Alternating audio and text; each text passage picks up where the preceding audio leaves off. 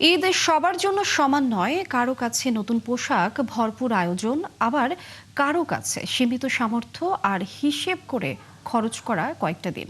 নিম্ন আয়ের মানুষের ঈদ আনন্দ নিয়ে মাইনুল মারুফের প্রতিবেদন, ক্যামেরায় ছিলেন এস এ বাপ্পি।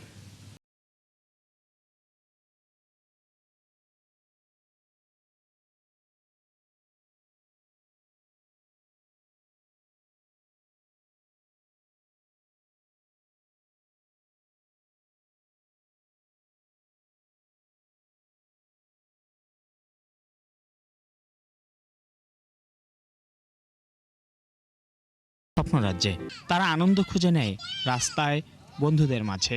এখানে মানুষদের জীবনে ঈদ আসে, ঈদ যায়, কিন্তু খুশির ছোঁয়া লাগে না। 3 বছরের সামিয়া খেলছে তার মায়ের খেলনার দোকানের সামনে। রং বেরঙের খেলনার মাঝেও সে রঙিন ফিতা নিয়ে বেজায় খুশি। তার মা জানালেন, ঈদে একটি নতুন জামা উপহার পেয়েছিল সে। ওরা মাদ্রাসা পড়ে, মাদ্রাসা থেকে ওরা কাপড় দিছে। আমার ছোট বাচ্চারে ওর দাদুও কাপড় দিছে। 8 বছরের রবিউল।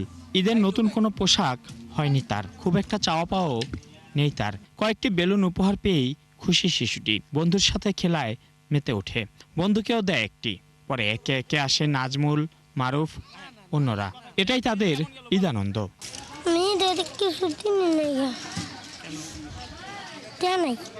ঈদের দিন কোথায় চাই না। ঈদের পরে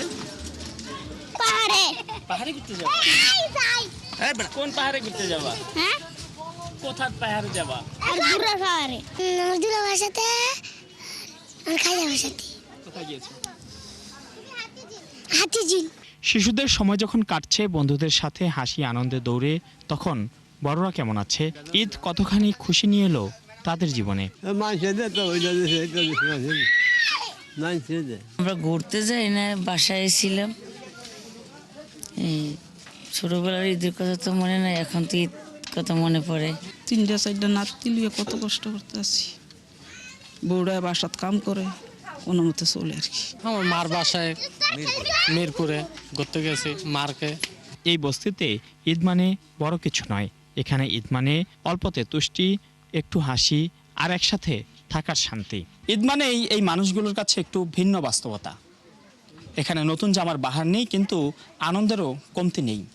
দুঃখ এবং অভাবকে সঙ্গী করেই ঈদ উদযাপন করেন তারা।